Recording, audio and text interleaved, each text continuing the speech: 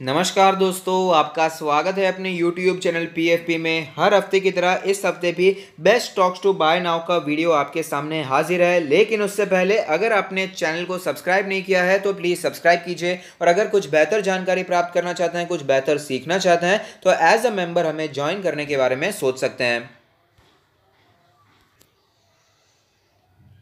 सबसे पहला स्टॉक जहां पर आप बाइंग करने के बारे में सोच सकते हैं वो है सिटी यूनियन बैंक। काफ़ी समय से कंसोलिडेट करता हुआ नजर आ रहा है। 170 175 के लेवल से यहां पर हमें बाउंस बैक देखने को मिल जाता है। 180 के लेवल से हमें रेजिस्टेंस फेस करना पड़ता है। ओवरऑल स्टॉक अच्छा है, कंसोलिडेट कर रहा है। अगर आप यहां पर इन्वेस्टिंग करना चाहते हैं तो इसे बाय करने के बारे में सोच सकते हैं।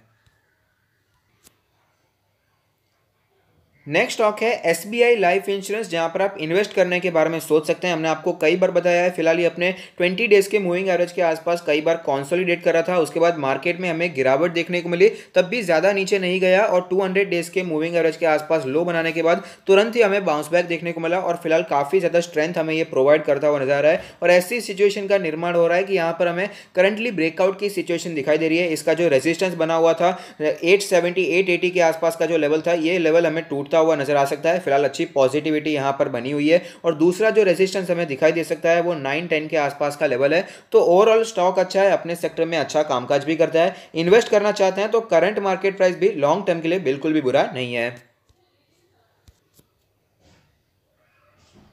नेक्स्ट स्टॉक है मुथूट फाइनेंस, जहां पर आप निवेश करने के बारे में सोच सकते हैं। ओवरऑल बहुत ही अच्छी कंपनी है। अपने सेक्टर में तो भाई मार्केट लीडर है। गोल्ड लोन फाइनेंसिंग में सबसे टॉप पोजीशन पे हमें ये दिखाई देती है। और फिलहाल की सिचुएशन में मार्केट ओवर वैल्यूड है, उसमें कोई डाउट नहीं है। यहाँ पर डर का माहौल बना हुआ है कि मार्केट कभी भी करेक्ट हो सकती है। ऐसे में गोल्ड प्राइसेस हमें ऊपर जाते हुए नजर आ सकते हैं। तो ऐसे में मुथूट फाइनेंस को भी फायदा हो सकता है लॉन्ग टर्म के लिए। और अभी फिलहाल लॉन्ग टर्म के लिए अगर आप निवेश करते हैं तो उसमें तो कोई भी प्रॉब्लम नहीं है, लेकिन शॉर्ट टर्म के लिए भी फिलहाल ये अच्छा दिखाई दे रहा है। इसके जो फंडामेंटल है वो अच्छे दिखाई दे रहे हैं। और आप देख पाएंगे काफी समय से एक ही जोन में हमें ये कंसोलिडेट करता हुआ नजर आ रहा है। जो हमने बात की थी कि अगर मार्केट में गिरावट देखने को मिलती है, क्या वो प्राइस बाउंड होगा या फिर टाइम बाउंड होगा। तो जैसे कि आप देख पाएंगे मुथूट फाइनेंस में जो हमें करेक्शन देखने को मिल रहा है वो एक टाइम बाउंड करेक्शन है। एक ही जोन में हमें ये ट्रेड करता हुआ नजर आ रहा है, ना ही ज्यादा नीचे जा रहा है ना ही ज्यादा ऊपर जा रहा है। तो ये परफेक्ट एग्जांपल है। यहाँ पर 3-4 महीनों से स्टॉक एक ही जोन में ट्रेड कर रहा है, एक ही रेंज में ट्रेड कर रहा है। तो इसे हम परफेक्ट एग्जांपल कहेंगे टाइम बाउंड करेक्शन का। और अगर इसमें आप इन्वेस्ट करना चाहते हैं तो करंट मार्केट प्राइस बिल्कुल भी बुरा नहीं है। इसका जो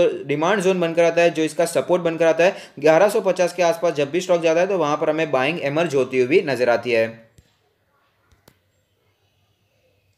नेक्स्ट स्टॉक है हैप्पीएस्ट माइंड्स। यहाँ पर हमने 2-3 बार बाइंग की। 310 का स्ट्रॉन्ग सपोर्ट लेवल था, इसलिए 320 के आसपास कई बार हमने बाइंग की। फिर मार्केट में जब करेक्शन देखने को मिला उसके बाद भी अच्छी तेजी यहाँ पर हमें दिखाई दी थी। पुराने रेजिस्टेंस को ये तोड़ नहीं पाया। इसका जो पुराना रेजिस्टेंस बना हुआ था 365 के आसपास, शॉर्ट टर्म के इन्वेस्टर्स ने अच्छा पैसा बनाया, प्रॉफिट बुकिंग की। इसके बारे में हमने टेलीग्राम चैनल पर भी आपको अपडेट किया है। और यहाँ पर फिर से करेक्शन देखने को मिल रहा है। तो ऐसे में मेरा मानना है लॉन्ग टर्म के लिए अगर आप इसमें बाइंग करना चाहते हैं तो बहुत ही अच्छा स्टॉक है। जो रिस्की इन्वेस्टर्स हैं, जो अच्छे स्मॉल कैप में निवेश करना पसंद करते हैं, उनके लिए ये एक अच्छी चॉइस हो सकती है। और फिलहाल जो हमें सपोर्ट के प्राइसेस दिखाई दे रहे हैं, सबसे पहले स्टॉक कोशिश करेगा कि 320 से करके 330 के जोन में सपोर्ट लिया जाए, क्योंकि यहां पर कई बार कंसोलिडेशन देखने को मिला और इसका 50 डेज का ईएमए और 20 डेज का ईएमए इसी जोन के आसपास हमें बनकर दिखाई देते हैं।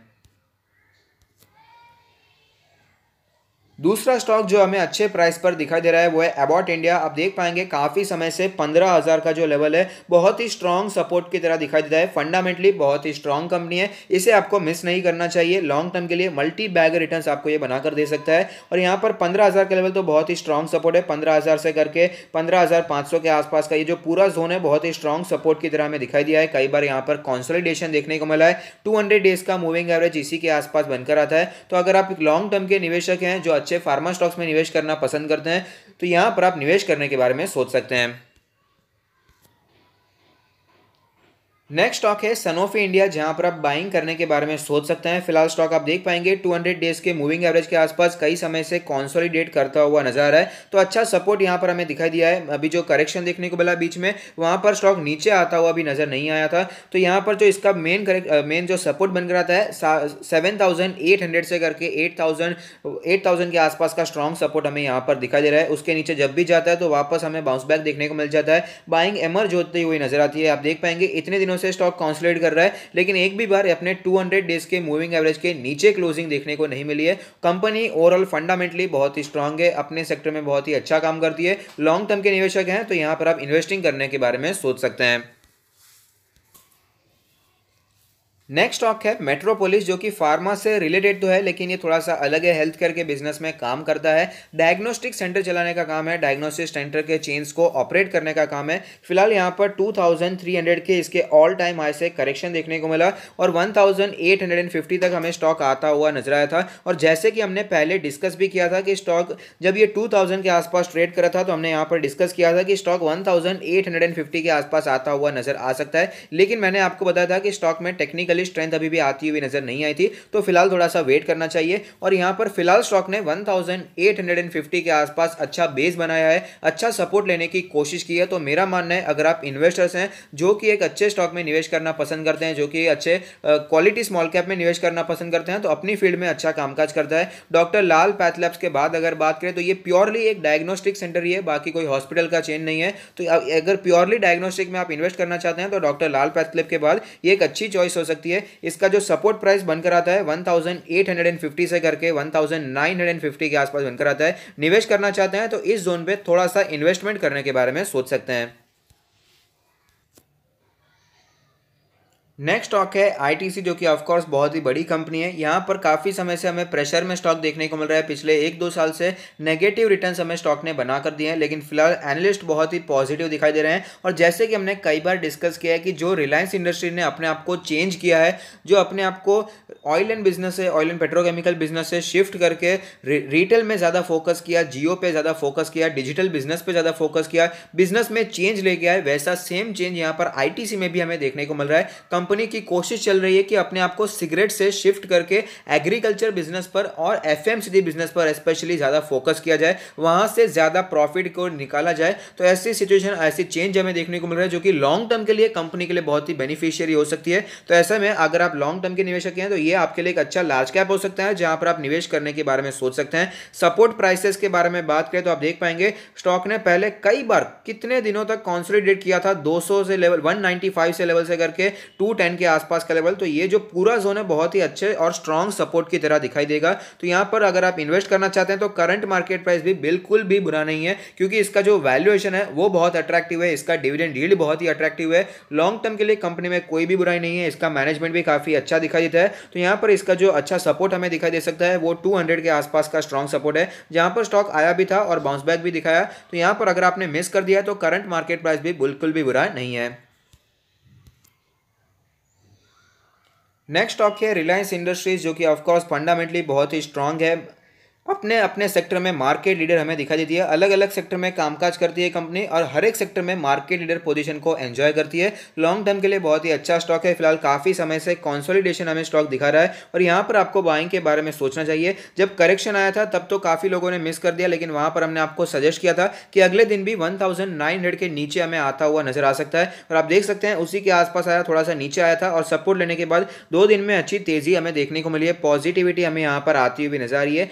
कंसोलिडेशन काफी समय से देखने को मिल रहा है, लॉन्ग टर्म के लिए बहुत ही अच्छा शेयर है। यहां पर आप निवेश करने के बारे में सोच सकते हैं। करंट मार्केट प्राइस भी बिल्कुल भी बुरा नहीं है, बॉटम पर ढूंढने की कोशिश मत कीजिए, ज्यादा अभी भी भागा हुआ नहीं है। 1900 से बढ़कर सिर्फ 2000 के आसपास का हुआ है, लेकिन लॉन्ग टर्म के लिए बहुत ही अच्छा शेयर है। और फिलहाल यहां पर हमें पॉजिटिव मोमेंट इसलिए देखने को मिल रहा है क्योंकि रिलायंस ने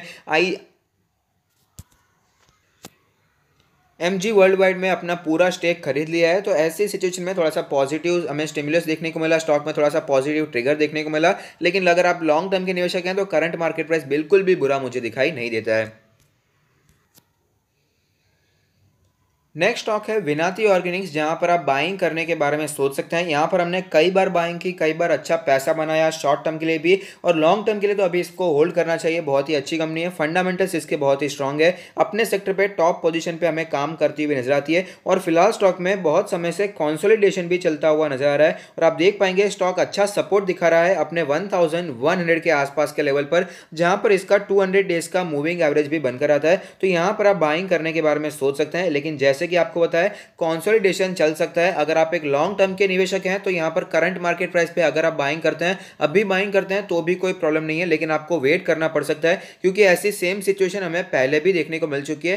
कंसोलिडेशन चलता है तो 3-4 महीनों तक हमें चलता हुआ नजर आ रहा है, लेकिन उसका मतलब ये नहीं कि टोटली अवॉइड कर दे स्टॉक को। कंपनी अच्छी है, फंडामेंटली स्ट्रांग है, अगर आप वेट कर सकते हैं तो यहाँ पर आप करंट मार्केट प्राइस पे निवेश कर दे, स्टॉक को अपने पोर्टफोलियो में रख दीजिए। और साथ ही साथ अगर आप अपना पोर्टफोलियो हमसे रिव्यू करवाना चाहते हैं तो उसका लिंक भी हमने डिस्क्रिप्शन बॉक्स में दे दिया है। तो लॉन्ग टर्म में आपको इसमें अच्छा मुनाफा देखने को मिल सकता है। कंपनी का कहना है कि आगे आने वाले साल में हमें अच्छा ग्रोथ देखने को मिलेगा रेवेन्यू में। तो ये सारी कंपनी की मैनेजमेंट की तरफ से पॉजिटिव कमेंट्री आती हुई नजर आ रही है, जो कि हमें स्टॉक में लॉन्ग टर्म के लिए अच्छा ग्रोथ दिखा सकती है। तो अगर आपको ये वीडियो पसंद आता है तो लाइक कीजिए, शेयर कीजिए, कमेंट कीजिए, सब्सक्राइब कीजिए और मुझे मोटिवेट कीजिए। Thank you, stay happy, happy investing.